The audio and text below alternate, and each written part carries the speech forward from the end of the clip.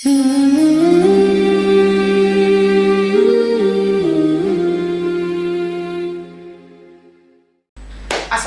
warahmatullahi wabarakatuh. Waalaikumsalam warahmatullahi wabarakatuh. Kita kembali lagi ke channel IDN kita. Kali ini apa yang mau kita bahas? Kita mau bahas tentang masalah anak muda nih, ya kan? Tanya jawab interaksi bersama Bang Nandi untuk masalah anak muda. Tentang apa nih? Tentang hubungan percintaan. Tentang hubungan untuk mencari pasangan. Ya. Jodohan ya. Ya, intinya perjodohan gitu deh, ya kan? Jadi langsung saja kita tanya jawab dengan Bang Nandi ya. Bang Nandi, sebenarnya jodoh kita itu ada apa enggak sih ini Bang Nandi? Ya, jadi pertama adalah kita kembalikan kepada dalil. Ya, kita membangun cara berpikir kita dulu nih pertama. Bahwa sesungguhnya Allah itu menciptakan kita itu tidak main-main. Ya, Allah menciptakan kita itu bukan untuk tujuan yang sia-sia. Dan Allah juga membimbing kita dengan wahyu Al-Quran, dengan petunjuk Al-Quran. Dari masalah-masalah yang kecil sampai masalah-masalah yang terbesar itu diatur dan diberikan solusinya oleh Islam. Nah, apalagi bicara masalah jodoh. Itu di Quran surat Yasin ayat 36 Allah sudah menyebutkan bahwa sesungguhnya Allah menciptakan makhluk itu berpasang-pasangan. Nah, jadi sejatinya sebenarnya jodoh kita itu udah ada. Cuman kenapa jodoh kita itu nggak ketemu-ketemu? Karena ada hal yang salah dari kita. Mungkin cara berpikir kita, paradigma berpikir kita, persepsi kita tentang jodoh itu juga berpengaruh ya bagaimana jodoh itu bisa ketemu dengan kita atau tidak. Gitu. Terus gimana nih dalam konsep Islam dengan untuk kita mencari petunjuk-petunjuk kita dalam mencari pasangan itu seperti apa tuh Bang Andi? Ya, dalam mencari pasangan Allah sudah menggambarkan di Quran surat An-Nur ya. Jadi lagi-lagi kembali kepada kaidah syariat. Ya, di Quran surah An-Nur itu Allah menggambarkan bahwa sesungguhnya laki-laki yang baik untuk wanita-wanita yang baik.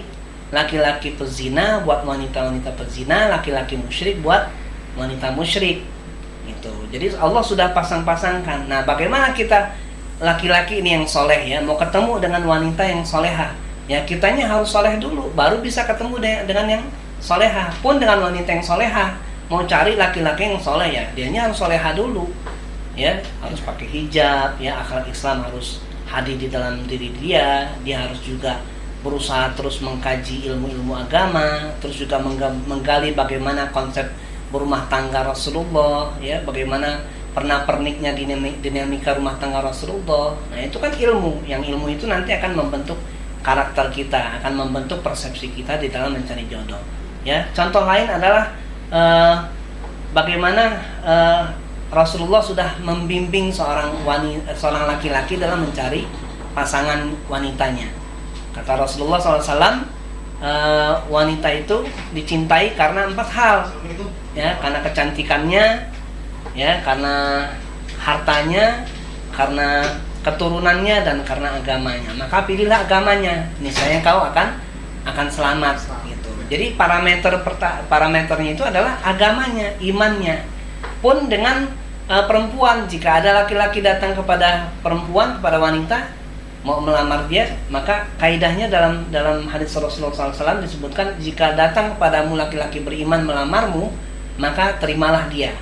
Nah, artinya kaidahnya yang seiman, yang sekufu kalau bahasa agama. Jadi fikrohnya sama, ya, hatinya juga dekat sama Allah, ya, hatinya juga benar-benar niatnya karena ibadah, ilmunya sudah ada. Nah, itu yang kayak gitu nanti gampang ketemunya. Karena kenapa? Karena Rasulullah SAW juga menyebutkan bahwa sesungguhnya ruh itu seperti sebuah pasukan.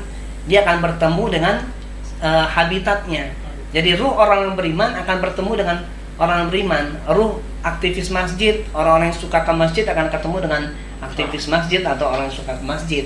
Tapi kalau ruh orang yang suka datang ke klub malam, datang ke diskotik, tempat maksiat, itu pasti ketemunya dengan yang semisalnya. Nah, jadi makanya penting di sini kita memahami ya bahwa sesungguhnya ilmu itu qabla amal. Jadi berilmu dulu baru amalkan. Jadi kalau kita sudah tahu bagaimana Islam itu memberikan sebuah solusi kemudahan, ya, bagaimana kita melihat masalah perjodohan, insya Allah Allah akan mudahkan. Selama di awalnya kita niatkan karena ibadah. Selama kita awalnya niatkan karena dalam rangka ketaatan kepada Allah. Jadi dengan menikah itu akan bertambah kecintaan kita kepada Allah, akan bertambah ketaatan kita kepada Allah, dan semakin jauh kita dari kemaksiatan. Jadi dalam mencari pasangan, petunjuk-petunjuknya itu kita harus sekufu ya, ibarat Ya, dari dilihat sekufu. dari imannya kita Ya, sefikros, sejalan ya. Terusnya Jadi gimana? ketemu tuh. Kalau untuk kejadian gini nih, kita udah mencari nih ya. Terus nggak ketemu juga tuh Pak. Iya. Itu gimana tuh Pak Bang Nandi? Nah, jadi gini. Keberadaan jodoh kita tuh kita cari-cari ya kan. Tapi kita nggak serak. Tapi kadang ada yang datang, kita juga nggak serak gitu. Itu gimana tuh Bang Nandi, menurut Pak Nandi? Ya, itu karena ya kan kembali lagi kepada persepsi kita gini. Islam kan sudah mengatur tadi ya, di awal sudah kita sampaikan, mengatur semuanya ya, termasuk masalah perjodohan ya, masalah pasangan kita. Sebenarnya sudah ada pasangan itu, atau jangan-jangan sudah ada yang datang ke kita dan itu jodoh kita tapi kita tolak. Karena kenapa? Karena persepsi kita. Nah, contoh gini, pengennya yang cantik, oke lah, itu cantik tuh masalah fitrah ya, kita juga nggak kepengen istri kita yang nggak cantik ya, yang perempuan pasti Pak. Ya, yang perempuan juga begitu ya kan. Cuman artinya gitu, itu jangan dijadikan prasyarat pertama dan utama. Yang harus menjadi syarat pertama dan utama itu adalah keimanannya. Karena tujuan dari pernikahan itu adalah sakinah, mawadah, warahmah. Sakinah itu artinya apa? Tenang. Gitu. Mawadah itu dipenuhi dengan cinta, warahmah itu dengan kasih sayang. Jadi tujuan kita berumah tangga itu pengen nyaman gitu loh. Pengen hadir rasa cinta, pengen hadir rasa kasih sayang. Nah, kalau itu sudah ada, baru bisa disebut sebagai sebuah rumah tangga. Nah, hari ini berapa banyak pasangan-pasangan muda ataupun yang sudah tua akhirnya gagal menikah ya, karena mereka salah dalam memaknai sakinah, mawadah, warahmah. Di undangan banyak tuh orang nulis tuh, kalau bikin undangan, oh kita sakinah, mawadah, warahmah ya ada. Tapi ketika ditanya tentang konsep sakinah, mawadah, warahmah, mereka nggak bisa jawab gitu. Bagaimana membangunnya? Bagaimana jalan-jalan mewujudkan rumah tangga sakinah, mawadah, warahmah? Nah, artinya gini, rumah tangga sakinah, mawadah, warahmah itu bukan berarti rumah tangga yang tanpa masalah ya, ada dinamika berumah tangga. Tapi dijelaskan dulu Bang Nandi, Bang, itu sakinah, mawadah, warahmah itu apa itu? Mungkin dari teman-teman ini kita ada yang nggak tahu itu makna dari sakinah apa, mawadah apa, warahmah itu apa? Ya, dalam tadi, konsep Islam ya, itu. Oke. Tadi kan sakinah itu kan artinya kan tenang, nyaman ya. Kita itu apa sih yang membuat kita nyaman dengan pasangan kita? Nah, itu namanya sakinah. Tapi kembali lagi kepada persepsi masing-masing. Kalau nyaman itu ketemu dengan pasangan yang soleh dan soleha, itu lebih bagus. Itu yang dikehendaki Allah dan Rasulnya. Mawadah dipenuhi dengan cinta. Ya, bukan sekedar cinta antar pasangan, tapi cinta itu yang mampu melahirkan kecintaan kepada Allah Subhanahu wa taala. Jadi pasangan itu saling mencintai karena Allah, saling membenci juga karena Allah. Warahmah juga begitu. Adanya kasih sayang. Jadi ketika nanti ada konflik dalam rumah tangga, ya, itu bisa diselesaikan dengan mudah. Karena kenapa? Di awalnya mereka sudah sepakat bahwa sesungguhnya kita membangun rumah tangga itu dalam rangka sakinah, mawaddah, warahmah, dalam rangka ibadah dan dalam rangka menuju ketaatan kepada Allah Subhanahu wa taala hingga sampai masuk surga sekeluarga. Nah, intinya gitu. Memang ini kelihatannya ideal ya, terlalu ideal, tapi bukan berarti tidak bisa diusahakan, tidak bisa dicapai. Makanya jalan-jalan untuk mencapai keluarga sakinah, mawaddah, warahmah itu, atau jodoh yang sakinah, mawaddah, warahmah itu, atau disebut juga dengan zaujukal jannah, pasangan surga, ya harus didasari dengan ilmu, dengan petunjuk Allah dan Rasul. Jadi nggak bisa kita mendasarkan akal dan hawa nafsu kita aja. Oh, kita maunya kayak begini, kita maunya kayak begitu. Padahal itu bukan yang dimaui oleh Allah dan Rasulnya. Gitu. Misalnya akhirnya kita jadi susah untuk menikah. Kenapa susah menikah? Karena kita bikin syarat-syarat yang nggak dikehendaki Allah dan Rasul. Ya, kadang tuh ada yang ngerasa susah untuk menikah itu. Itu apa itu Bang Nandi? Bang Nandi? Alasannya itu apa gitu kan? Kadang-kadang kita tuh ngerasa banget susah untuk menikah gitu. Ya, kadang-kadang itu tadi karena kita punya syarat-syarat sendiri. Ya, jadi kita lebih mengedepankan akal dan hawa nafsu. Contoh gini, aduh, aneh sebenarnya udah kepengen menikah, ya kan? Cuman saya belum mapan, ya kan? Aneh mau menikah kalau aneh udah punya rumah, aneh mau menikah kalau aneh udah punya punya kendaraan, udah punya investasi. Jadi parameternya itu bukan yang dikehendaki Allah dan Rasulnya. Padahal syarat-syarat menikah itu kan sederhana, ya kan? Ada mempelai laki-laki dan perempuan, ada mahar, ada saksi, ada wali, ya kan? Nah ini harus dipahami. Jangan sampai kita justru membuat kebingungan sendiri.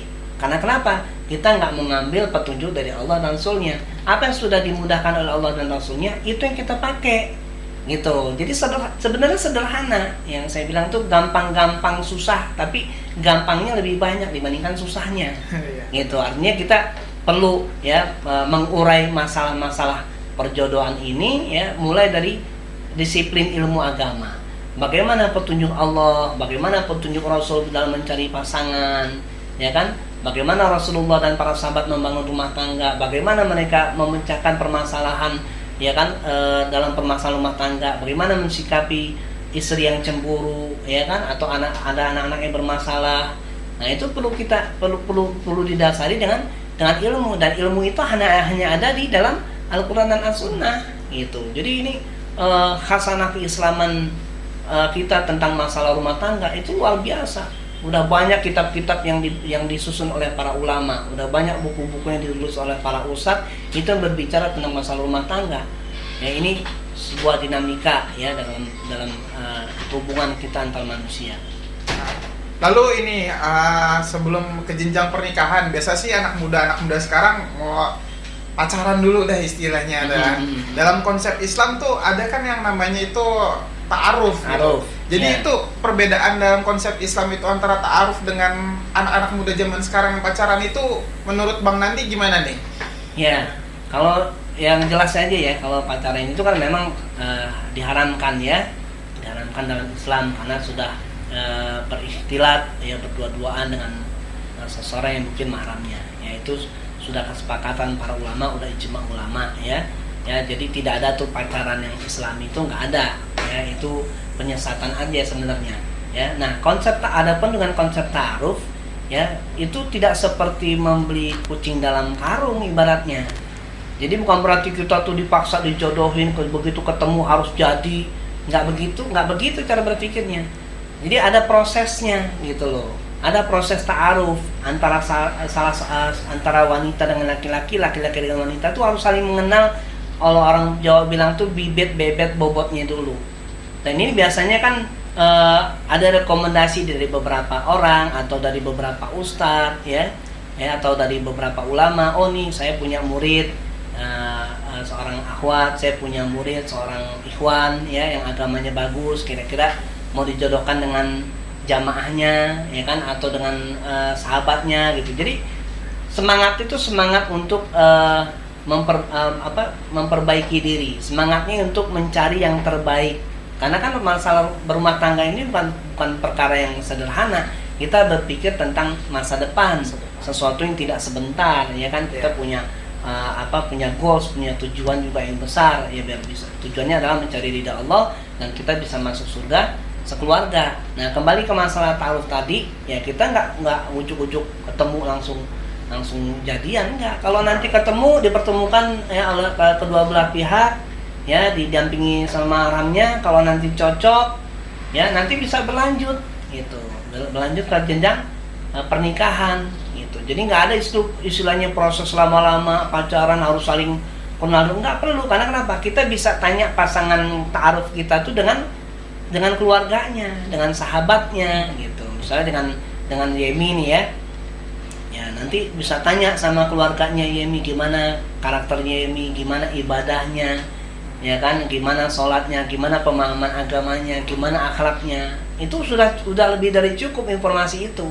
Nah nanti kalau penasaran tanya teman-temannya, sahabat-sahabatnya, gimana kalau kalau si Yemi ini nongkrong sama teman-teman, gimana akhlaknya, kepedulian sosialnya. Itu udah lebih cukup informasi itu buat menjadi pertimbangan ya dalam memutuskan ini cocok atau enggak. Tapi salah satu catatan yang terpenting adalah kita mencari yang terbaik menurut Allah dan Rasulnya. Jadi hati ini kan Allah yang punya.